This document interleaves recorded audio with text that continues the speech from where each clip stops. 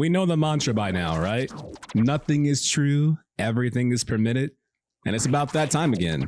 Hey gang, I'm your host, ADRIAN F.E. This is called Spotlight, and our destination is Valhalla, kinda, but it's also England. Because, you know, Origins and Odyssey gave us our first impressions of really what a rebirth of our franchise could be like. You know, they're taking all this Last Kingdom energy and pushing it into their next installment. This is Assassin's Creed Valhalla by Ubisoft Montreal. Check it. You intrigue me, Wolf-Kissed. Orphan and sibling, warrior and poet. You are many in one, it seems. Avon! Sigurd! I missed you, brother.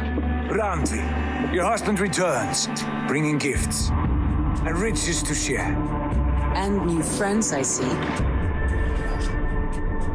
We cannot stay in Norway, not without fueling more war. So we push forward. A new kingdom awaits. From here to Valhalla, I will always be on your side, Sigurd. Always.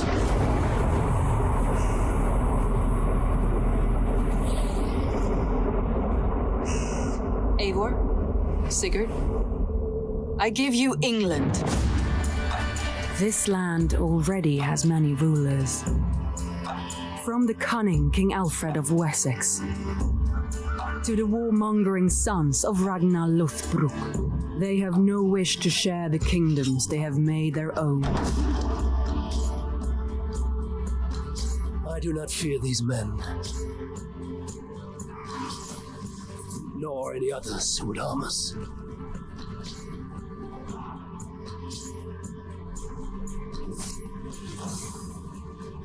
These lands bring our people home. I will do whatever it takes to make England our home.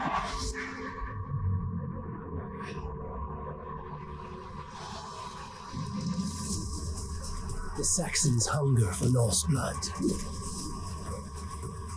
Let's give them a taste, brothers.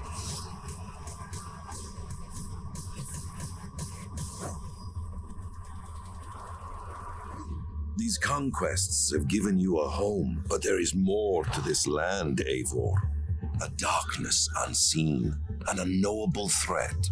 One bound to England's destiny and to yours. Hey, welcome back. I've got some good news. So a lot of the stuff that you saw in that trailer is stuff you can do in the game. And the better news is that no matter if you've come from the original Assassin's Creed or the most recent one, you'll find things that are familiar in this newest installment. So for example, something noticeably absent in the last game was the hidden blade, but it makes a return in Valhalla as part of the expected Assassin's kit. In your growing empire too, you'll need a way, of course, to scour the vast lands you'll be exploring. And while you can still do so from the bird's eye view that we've seen in the previous two entries, Eagle Vision returns rebranded as Odin Sight as the best way to determine positions of enemies. I missed you so much. Now trust when I tell you the enemies are going to be all over the place. And as much as you want to go over there and help out your Val homies with the battering ram, you gotta make it there first.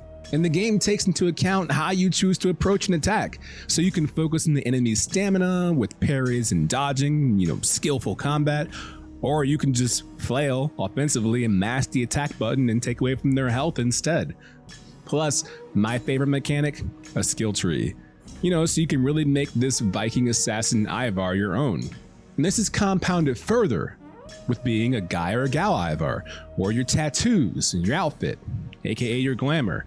Because that's truly the end game, is how you look. Amazingly, the game is easier to navigate too.